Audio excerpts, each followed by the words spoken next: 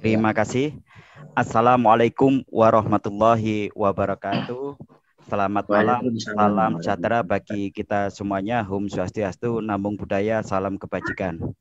Tadi telah dibuka oleh Pak Suwandi Dirjen TP ya. Kemarin sudah ketemu di Serang, terus kemudian tadi pagi kami juga mendapat undangan untuk terkait dengan porang ini, dan kami sudah wakilkan teman-teman yang ada di Madiun ya. Bu Indah Megawati, Direktur Pembiayaan. Di sini lengkap, ada Pak Rizal, ada Pak Dikir. Selamat malam Pak Dikir. Assalamualaikum Pak Dikir. Ya.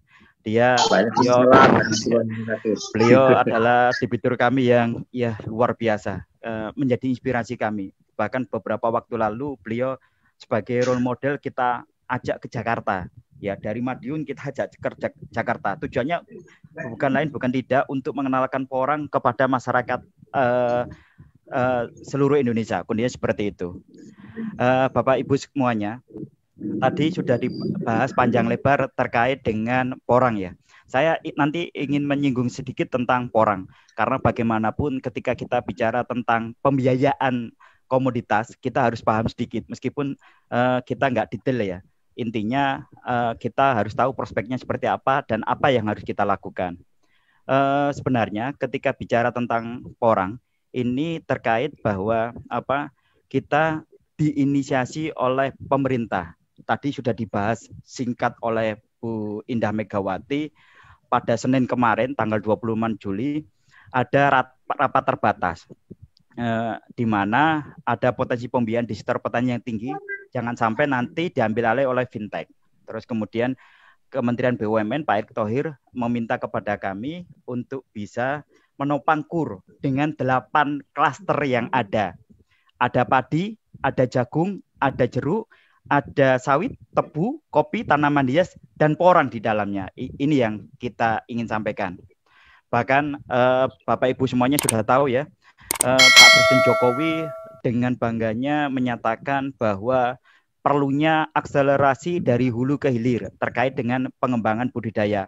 Ada 2 sebenarnya. Ya, di sini sudah saya highlight, ada rumah sarang burung walet dan salah satunya adalah tanaman porang, Bapak Ibu semuanya. Kenapa harus tanaman porang? Kita tahu bahwa saat ini perekonomian terhempas oleh pandemi COVID-19.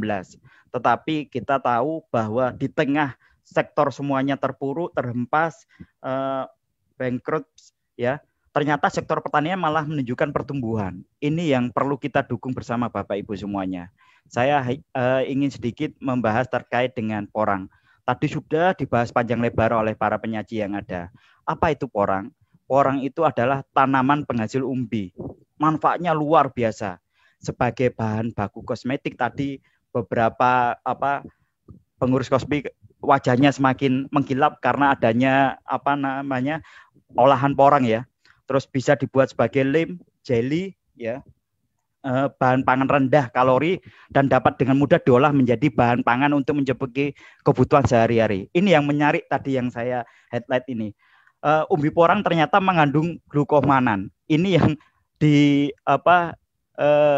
sebagai bahan mix untuk kosmetika, untuk kesehatan, sehingga banyak digunakan oleh negara-negara di luar negeri. Tetapi di Indonesia kurang berkembang dengan baik. Dan ini menjadi tantangan kita bersama.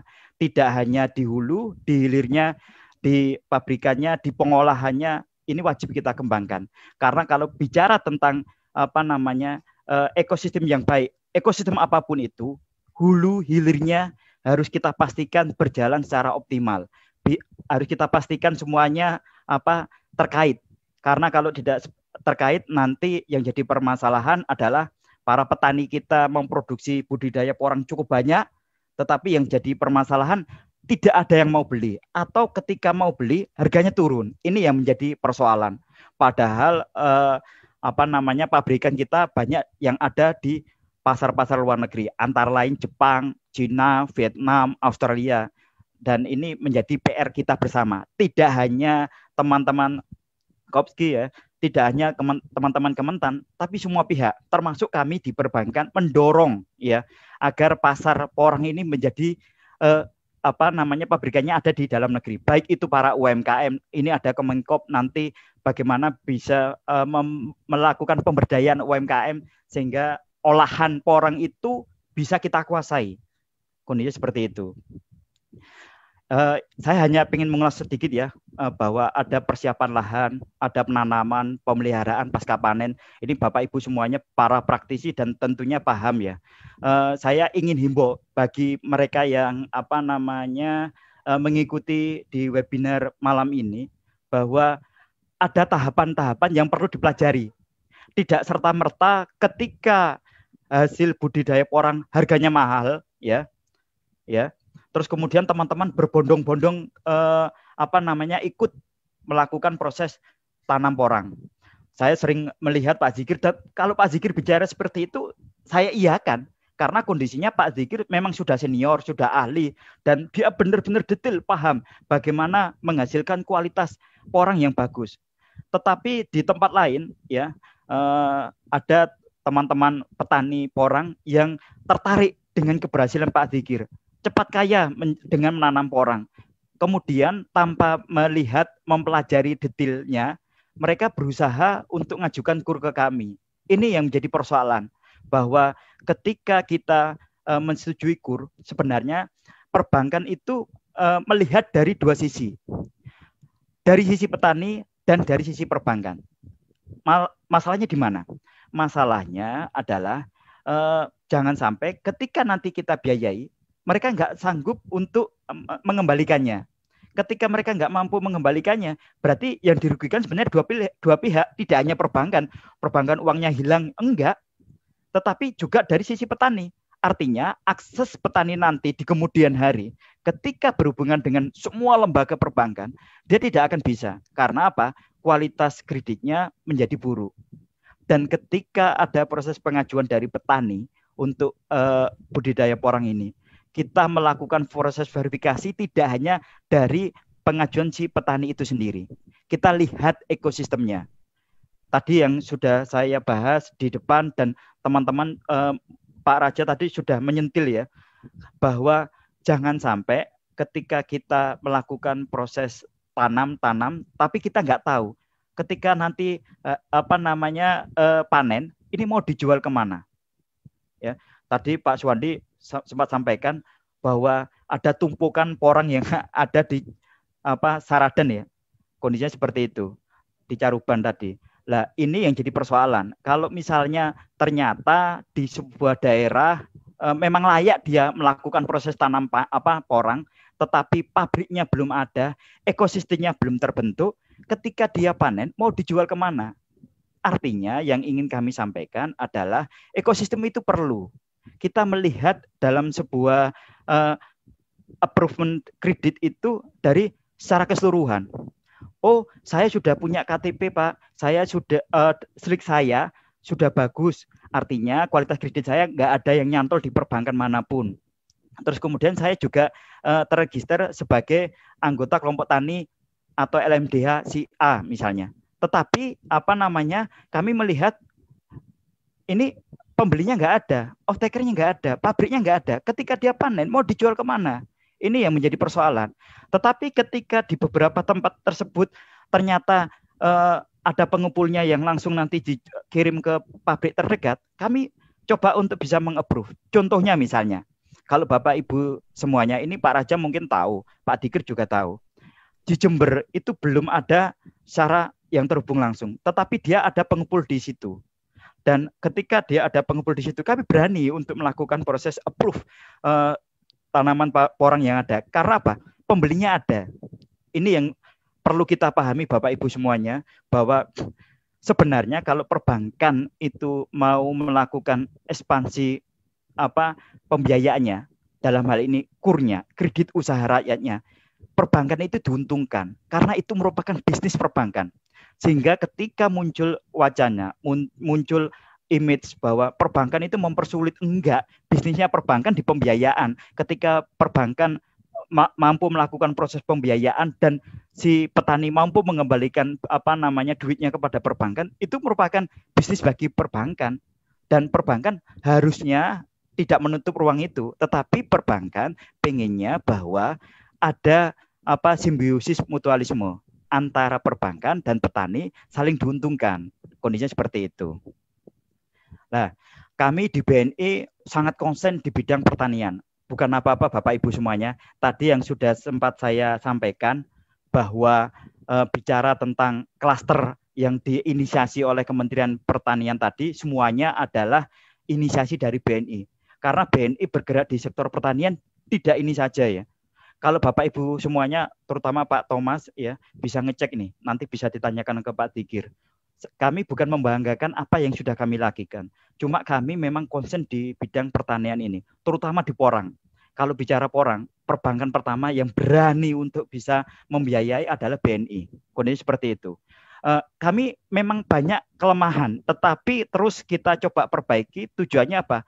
Bahwa mekanisme atau ekosistem pertanian yang ada, terutama di Porang, ini coba kita berikan solusinya. Kami dari BNI selalu berkoordinasi dengan Pak Ugi, timnya Pak Ugi di di Dirjen TP. Kami selalu bicara dengan Pak Gatut bagaimana agar ekosistem Porang itu nanti hilirisasi Porang itu bisa kita create. Bagaimana caranya? Itu terus kita inisiasi. Karena persoalannya adalah di mana-mana pengen nanam porang, tapi pabriknya nggak ada. Kondisinya seperti itu. Kami juga pengen meng-create UMKM-nya kalau bisa pengolahnya seperti apa. Jangan sampai nanti langsung dioper ke pabrik. Bisa saja para UMKM yang ada, para pengrajin itu mengolah dari hasil porang itu sendiri, sehingga nilai gunanya lebih besar. Ya, di BNI punya klaster unggulan pertanian. Di BNI juga mendorong dengan program Millennial Smart Farming. Millennial Smart Farming itu kami pengen bahwa di dalam ekosistem pertanian itu ada para milenial, para pemuda yang bergerak dan tertarik di dunia pertanian. Kami di Bogor punya para milenial yang istilahnya mengelola tanaman hias siap ekspor. Di Bali, di Goblek juga seperti itu. Ya, ini terus kita dorong. Dan perhutanan sosial inilah yang menjadi cikal bakal Porang yang ada di Madiun dengan Pak Dikir yang ada. Terus kami juga mendorong melalui kewirausahaan pertanian yang ada di Garut. Kami mensupport apa yang menjadi program dari Kementan, dari Pak Jokowi, dari Kemenko Marves berupa Food Estate di Kalimantan Tengah sama di Sumatera Utara.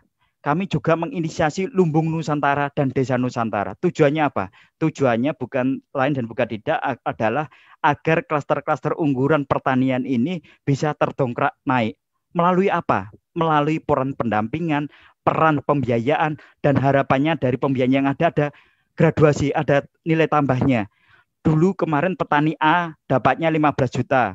Terus kemudian bertambah menjadi 25 juta dan harapannya menjadi 50 juta. Nantinya para petani bisa naik kelas ya dengan memanfaatkan kredit kami sampai kurs sampai 500 juta. Kenapa enggak? Dan bahkan kami menyediakan nanti hilirisasi porang dengan kredit komersial yang coba kami berikan. Tujuannya apa? Tujuannya adalah bagaimana para petani tersebut ya dari mereka yang nggak bisa apa-apa mungkin bisa kita berikan dengan CSR ya. Terus kemudian ketika dia berkembang lebih baik, terus kemudian skalanya menjadi lebih besar, kita berikan CSR, program kemitraan, KUR itu sendiri, dan ketika bertambah besar skalanya di atas 500 juta, kita berikan kredit komersial. Kita ingin melakukan proses pendampingan dari yang belum apa-apa menjadi apa-apa. Intinya seperti itu. Bicara tentang dukungan BNI pada sektor pertanian, telah kami inisiasi dari tahun 2018, Bapak. Jadi bicara tentang tadi klaster porang, ini tidak ujuk-ujuk kami bisa meng-create Pak Dikir dan teman-temannya. Tetapi itu ada proses. Bagaimana kami dengan Pak Dikir ini menentukan kok maksudnya Pak Dikir ini seperti ini, tapi maksudnya kita nggak seperti itu. Lah, ini proses-proses seperti itu yang telah kita lalui di tahun 2018 sampai tahun 2020. Kami punya program yang namanya Program Kewirausahaan Garut, Serap Gabah, Gerakan Menyongsong Musim Tanam Okmar. Terus kemudian kami mencoba melibatkan teknologi dengan Gerakan Menyongsong Pertanian 4.0. Dan sekarang kami mulai menginisiasi Millennial Smart Farming. Millennial Smart Farming ini telah kami lakukan di 3 tempat. Yang pertama di Bandung, terus Klaten, ya, terus yang terakhir kemarin di Goblek, terus kemudian ada PPKM darurat, sehingga kami hentikan dulu. Dan nanti harapannya bisa kita lanjutkan di Malang.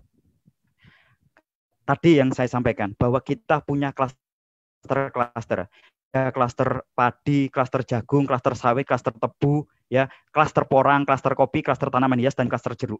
Semua klaster yang diinisiasi oleh Kementerian BUMN, ada klaster-klaster unggulan dari BNI, Bapak Ibu semuanya. Kami akan support terutama terkait dengan klaster porang yang ada. Terus kemudian bagaimana BNI mengoptimalkan di sektor pertanian?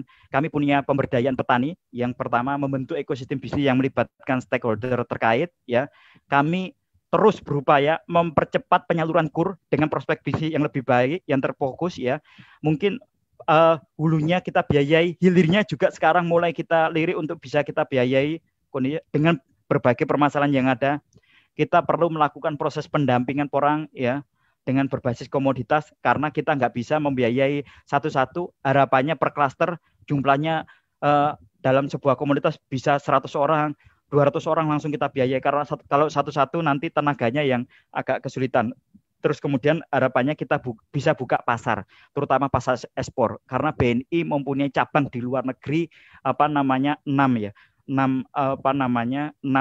kantor perwakilan kita di luar negeri, dan itu bisa mendorong teman-teman untuk bisa membuka akses pasar yang ada. Terutama tadi salah satu komoditas porang ini diminati oleh Jepang, ya. Jepang kami punya Tokyo, ya. Harapannya mitra-mitra yang ada di Jepang sana, di Tokyo, bisa kita fasilitasi untuk bisa membeli porang kita. Terus kemudian terkait dengan pengembangan solusi ekosistem pertanian digital, kami memberikan solusi ekosistem digital dan Millennial Smart Farming. Di dalamnya melibatkan teknologi yang harapannya dari hulu hingga hilir ada proses digitalisasi, dan itu bertahap, Bapak Ibu semuanya, masih kita kembangkan. Harapannya tujuannya satu, untuk mempermudah petani dalam melakukan pengembangan budidayanya. Jadi harapan kami, keinginan kami adalah petani hanya concern bagaimana melakukan budidaya. Untuk penjualan dan sebagainya itu urusan kami dengan mengintegrasikan teknologi yang ada. Tetapi ini bertahap, Bapak Ibu semuanya, sehingga kualitas dari budidaya itu menjadi lebih baik. Kalau kualitasnya menjadi lebih baik, kesejahteraan petani juga yang didapat menjadi lebih besar. Itu yang kita harapkan, Bapak Ibu semuanya. Nah, skema pembiayaan porang, ya, selama ini yang jalan di BNI ada 2, Bapak Ibu semuanya. Yang pertama kita kelola dengan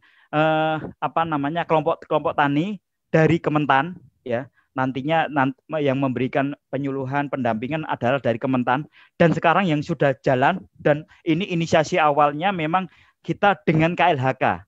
Tadi programnya adalah program perhutanan sosial. Jadi kita 2 arah, Bapak Ibu semuanya, programnya, ya. Ada yang melalui KLHK, ya, ada yang melalui Kementan. Harapannya ini mana yang bisa kita optimalkan. Semuanya sudah jalan di BNI. Sekali lagi, Bapak Ibu semuanya, semuanya jalan di BNI. Baik yang melalui kelompok tani yang terdaftar di Kementan, nanti pendampingannya dari Kementan, maupun dari Kementerian Lingkungan Hidup dan Kehutanan. Ini yang terus kita lakukan. Kita juga berupaya untuk meng-create, ya, kelompok tani petani yang kita biayai, ya, mendapatkan akses pupuk yang murah, ya, baik itu pupuk bersubsidi maupun pupuk non subsidi. Kita gandeng dengan PIHC. Kita telah kerjasama dengan PIHC, dengan agrosolusinya. Harapannya ini bisa meningkatkan kualitas budidaya yang ada. Kita juga meng-create, tadi sudah disampaikan, dengan koperasi tani, dengan BUMDes, dengan LMDH. Harapannya mereka, ya, bisa menjadi collection agent kita, bisa membantu melakukan pendataan ke petani karena sifatnya klaster, sifatnya dalam keanggotaan ini cukup banyak. Kami tahu bahwa tenaga BNI nggak banyak dibandingkan bank pesaing, kami terbatas dengan tenaga yang tersedia, sehingga kami menggunakan collection agent ini untuk bisa meningkatkan, mengoptimalkan kinerja dari tenaga RM kami yang menangani kredit usaha rakyat. Kondisi seperti itu. Nah, kami juga melakukan kerjasama dengan off-taker, ya. Beberapa ya yang kita tahu yang saat ini jalan mungkin Asia Prima Konjak ya, yang tadi disurvei oleh Pak Menteri, Pak Pak Dirjen sama Bu Indah Megawati ya. Tapi kami tidak menutup kemungkinan di Bali ada 4 off-taker ya. Terus kemudian di Sulawesi mana itu ada 2 off-taker, dan ini coba kita kembangkan lebih jauh. Ya, memang saat ini yang paling besar ada di PT Asia Prima Konjak, kondisi seperti itu. Dan harapannya off-taker tersebut kita fasilitasi agar mereka bisa melakukan ekspor budidaya porang yang ada. Ini harapan kita bersama. Kalau orientasinya sudah ekspor, bagaimanapun nanti ujungnya kembali kepada petani. Tadi disampaikan bahwa harganya sekarang 7.100 ya. 7.100 di daerah Jawa Timur. Kondisinya seperti itu. Kalau misalnya produknya semakin besar, pangsa pasarnya permintaannya semakin tinggi, nanti petani bisa-bisa di harga, saya masih ingat pernah menyentuh level 15.000, 20.000 kalau nggak salah yang waktu awal-awal, kondisi seperti itu. Betul, Pak. Terus kemudian yang kita lakukan tadi ada 2 hal ya. Yang pertama ekosistem digital, terus kemudian millennial smart farming. Kita mencoba menggait para pemuda untuk terjun ke pertanian, karena pemuda itu mempunyai kreativitas dan inovasi di dalamnya. Dia tidak anti terhadap teknologi. Ini yang kita harapkan Bapak Ibu semuanya. Sehingga nanti entitas pertanian, terutama entitas pertanian porang, ini menjadi istilahnya termotivasi, terinspirasi, sehingga pertanian kita menjadi lebih baik. Terus kemudian kita juga memberikan solusi ekosistem digital pertanian. Kita tahu Pak, apa yang menjadi fungsi dan kegiatan kita. Fungsi dan kegiatan kita terkait hanya pembiayaan, tetapi kita mencoba bersinergi dengan pihak-pihak terkait di bidang pertanian untuk bisa meng-create solusi ekosistem digital pertanian. Karena ini perlu Pak. Tidak bisa kita pungkiri bahwa ini nanti harapannya bisa membantu petani dalam proses budidaya, dalam proses hulu hingga hilirnya. Kondisi seperti ini. Dan ini kita inisiasi terus, kita bergandeng tangan dengan PT MSMB, dengan Agritekom, dengan PIHC ya, yang dibantu oleh teman-teman Kementan, Kemenko Bidang Perekonomian dan sebagainya. Harapannya ekosistem solusi digital ini bisa terwujud dengan baik. Nah, ini yang ingin saya sampaikan. Tadi Pak Thomas Raja Santosa selalu mewanti-wanti kepada peserta. Apa sih syarat dan jenis KUR ya? Saya ingin klarifikasi tadi yang disampaikan oleh Bu Indah Megawati. Kalau KUR mikro itu sampai 50 juta. Tetapi memang benar tadi yang disampaikan. Kalau sampai 100 juta itu tanpa jaminan, ya. Sekali lagi saya ulangi bahwa KUR mikro itu sampai 50 juta. Jadi identitas kami bahwa KUR mikro di aturan Permenko sekarang masih mengisyaratkan sampai 50 juta. Itu yang disebut dengan KUR mikro. Nah, KUR super mikro sama KUR mikro ini bukan tidak ada jaminan, Pak. Sekali lagi saya sampaikan di forum yang luar biasa ini bahwa mereka ada jaminannya. Loh, kok bisa Pak Chandra? Katanya tadi nggak ada jaminan. Ada. Jaminannya adalah usaha dari pelaku itu sendiri. Misalnya, dia seorang petani. Jaminannya apa? Usahanya apa? Pertanian kan? Itu yang menjadi jaminan kami. Kalau jaminan lainnya secara material itu nggak ada. Ya, sekali lagi Bapak Ibu, nanti biar nggak salah paham, apakah KUR super mikro dan KUR mikro itu nggak ada jaminannya? Ada. Terus jaminannya apa? Jaminannya adalah profesi dari pengaju KUR itu sendiri. Kalau dia sebagai nelayan, berarti memang jaminannya adalah profesi nelayannya. Dia sebagai petani porang, jaminannya petani porang. Jangan sampai nanti pemikiran teman-teman adalah KUR ini adalah dana hibah. Tidak, Bapak Ibu semuanya. Ini adalah bentuk pinjaman yang harus dikembalikan. Dana KUR, ya, dana KUR adalah dana yang dimiliki oleh modalnya dari perbankan, dari BNI, BTN, BRI maupun Mandiri. Ceritanya seperti itu. Subsidinya, subsidi bunganya dari pemerintah. Ceritanya seperti itu. Sehingga biar saya jelaskan seperti ini, tidak ada mispersepsi. Sehingga nanti ketika kita mendapatkan KUR, teman-teman di lapangan mendapatkan KUR, ternyata tidak mengembalikan. Ini terjadi, tetapi kami mencoba untuk bisa memberikan sosialisasi, bahkan di forum-forum seperti ini untuk pemahaman Bapak Ibu semuanya, terutama pelaku awal, bahwa KUR ini diberikan oleh pemerintah untuk mempermudah para pengusaha, terutama para pengusaha mikro, pengusaha kecil. Karena KUR super mikro dan KUR mikro tanpa jaminan. KUR itu sampai 500 juta, ya. Yang 10 juta tadi KUR super mikro, KUR mikro sampai 50 juta, ya. Terus kemudian ada KUR kecil sampai 500 juta. Kondisinya seperti itu. Syaratnya cukup mudah Bapak Ibu semuanya. Tadi sudah saya singgung tersikit. Punya KTP, ya, punya KTP.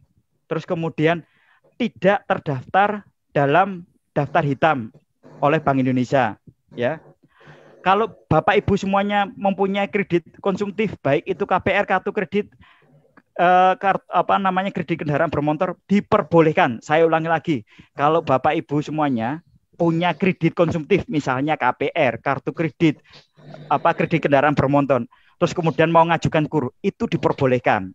Ya, sekali lagi diperbolehkan. Yang menjadi permasalahan, dan ini seringkali dilematis buat kami adalah ternyata di lapangan yang kami temui ada dua hal Bapak Ibu semuanya. Yang pertama, petani itu tidak punya KTP elektronik ataupun surat keterangan EKTP dan KK-nya. Itu yang terjadi di lapangan. Terus yang kedua adalah, ya, mereka nggak sadar bahwa namanya, ya, dipinjam oleh saudara, teman, tetangga, sanak famili, adiknya untuk membeli kredit, beli kulkas, beli sepeda motor, beli AC dan sebagainya, ya, dan ternyata bermasalah, belum lunas. Sehingga ketika Bapak Ibu semuanya beli di leasing, terus kemudian belum lunas, masuk dalam selik kami, kualitas kredit Bapak kurang baik. Ini yang menjadi persoalan. Dan di forum ini saya berikan sosialisasi kepada Bapak Ibu semuanya. Jangan sampai nantinya, terutama para pemain baru, ya, namanya itu dipinjam untuk meskipun hanya untuk beli kulkas, beli sepeda motor, beli setrika, ya, beli AC, kondisinya seperti itu. Dan celakanya kreditnya bermasalah, belum lunas atau nyantol, kondisinya seperti itu. Sehingga ketika dia ngajukan ternyata nggak lolos slik. Kondisi seperti itu. Ini yang jadi permasalahan. Kalau misalnya semuanya sudah terpenuhi, menurut saya nggak ada masalah, Bapak Ibu semuanya bisa mengajukan kredit usaha rakyat ini.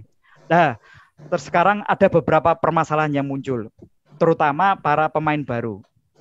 Pak, Bu, saya ini ngajukan di cabang A, ya, ngajukan KUR porang. Ya, saya sudah punya EKTP, saya juga tidak mempunyai kredit yang bermasalah, tetapi saya ditolak. Permasalahannya adalah ketika Bapak Ibu semuanya ngajukan sebagai petani, Bapak Ibu masih berencana sebagai petani.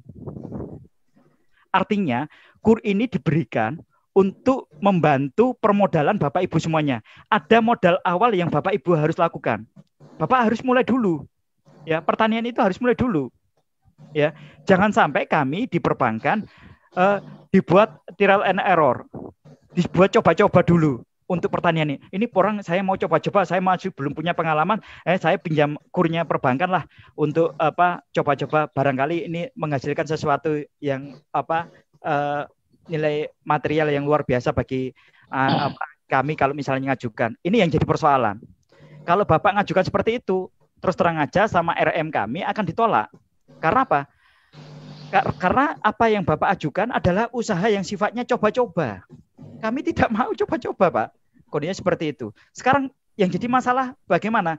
Lah, perlunya kelembagaan terkait, makanya kami sering menggunakan istilah tanggung renteng. Ada kelompok-kelompok tani yang membantu para petani mula, petani awal yang baru mencoba. Kondisinya seperti itu. Setelah mereka menunjukkan ada proses pengembangan yang lebih lanjut, baru nanti ngajukan ke KUR kepada kami. Nanti baru kita proses lebih lanjut. Ini yang menjadi persoalan di lapangan. Terus kemudian kami paham Pak tadi yang sudah disampaikan bahwa banyak sekali tantangan penyaluran porang yang ada. Bahwa penyediaan bibit atau benih menjadi hal yang krusial untuk mendapatkan hasil panen bernilai tinggi. Tidak serta-merta benih yang bagus ya bisa didapat oleh para petani porang. Tadi juga sudah saya singgung bahwa tidak semua pabrik pengolahan porang itu di setiap provinsi, di setiap daerah. Ini yang jadi persoalan. Ketika nanti teman-teman pemain baru mau nanam budidaya porang ya, terus terang aja akan kita tanyai ekosistemnya. Off-takernya sudah ada apa enggak? Nanti mau dijual kemana ketika porang ini sudah panen? Ini yang jadi persoalan. Dan kami sering Gusi memikirkan ini dengan Pak Gatut, Direktur di Dirjen TP, untuk bisa meng-create pabrik pengolahan porang sebanyak mungkin dengan pembiayaan kami. Ya. Tadi sudah disampaikan oleh Pak Suwandi bahwa nanti yang saya ingin bicarakan tidak hanya di hulunya, di hilirnya juga kami pikirkan Bapak Ibu semuanya. Karena apa? Perlunya simbiosis mutualisme dengan meng-create ekosistem porang yang lebih baik dan tertata. Kondisi seperti itu. Terus kemudian budidaya porang ini banyak dilakukan oleh petani di sekitar kawasan hutan dengan memanfaatkan lahan hutan mirip berhutani. Terkadang ada permasalahan dengan berhutani yang notabene kami tidak serta-merta bahwa dia prospek atau enggak, tetapi kita juga pengen di kawasan tersebut tidak berkonflik sehingga nantinya ketika panen tidak ada penguasaan dari pihak lain. Kondisinya seperti itu. Dan itu ada Pak, dan itu ada di beberapa tempat. Saya nggak perlu sebut ngomong, sehingga ini menjadi persoalan. Terus kemudian kesediaan pupuk. Makanya tadi kami mencoba solusinya adalah menggandeng dari sistem agro solution dari PIHC, Pupuk Indonesia Holding Company, yang menyediakan pupuk bersubsidi maupun pupuk non subsidi. Tujuannya apa? Tujuannya agar para petani itu bisa merasakan pupuk bersubsidi sehingga bisa meningkatkan budidaya yang ada. Nah, ini yang menjadi penutup bagi saya. Yang ingin saya sampaikan bahwa tadi sudah kita bahas bagaimana ekosistem porang ini bisa terbentuk dengan baik dari hulu hingga hilirnya bisa terkirit, sehingga kami dari pihak perbankan tidak ragu-ragu memberikan pembiayaan porang ini, budidaya porang ini. Ya, yang kami lakukan apa? Yang pertama, bagaimana kami mendorong pabrik pengolahan porang ini bisa menjadi lebih banyak. Ya, kami juga mendorong para UMKM untuk istilahnya pengolahan, tidak hanya mekanisme itu ke pabrik, bisa saja di UMKM-nya. Di sini ada Kemenkop ya, harusnya bisa mendorong untuk scale up dari kalian UMKM dalam melakukan pengolahan porang itu sendiri. Tidak hanya itu diserahkan kepada pabrik. Kondisinya seperti itu. Adalah para petani, mereka petani-petani porang yang sukses dengan bertani porang akan menjadi kaya, semuanya berbondong-bondong untuk menanam porang, melakukan budidaya porang. Jumlahnya banyak, supply-nya tinggi, ya, tetapi demand-nya rendah. Sehingga yang terjadi apa? Harganya juga turun rendah. Ini yang menjadi persoalan. Dan kami mencoba tadi memberikan solusi bagaimana kita bisa, yang pertama, menciptakan, meng-create para UMKM pengolahan porang secara mandiri, ya. Terus kemudian meng-create pabrik pengolahan merata di seluruh Indonesia, ya. Tidak perlu seluruh Indonesia lah, minimal per provinsi atau minimal salah satu pulau ada 2-3 pabrik yang sudah ada. Ini yang menjadi tujuan kita. Terus kemudian penyaluran pembiayaan porang yang ada. Tadi yang sudah saya sampaikan, kami itu berpikiran bagaimana bisa melakukan pembiayaan win-win solution. Artinya perbankan senang, si petani porang juga senang. Ya, dengan pembiayaan yang kita berikan. Makanya kita selalu mempertanyakan, Bapak ya, kalau misalnya sudah panen mau dijual kemana? Ini yang selalu kita pertanyakan kepada petani. Kalau misalnya off-takernya sudah jelas, ini kemungkinan sudah lolos untuk bisa kita biayai. Itu saja yang bisa saya sampaikan, Pak Thomas Raja Santosa. Moga-moga bermanfaat. Nanti kalau ada pertanyaan kita sambil diskusi, karena bagaimanapun kalau di BNI tidak sekedar ini Bapak Ibu semuanya, tidak sekedar teori ya. Tapi kami sudah jalan di beberapa tempat. Memang yang paling besar adalah di wilayah Jawa Timur.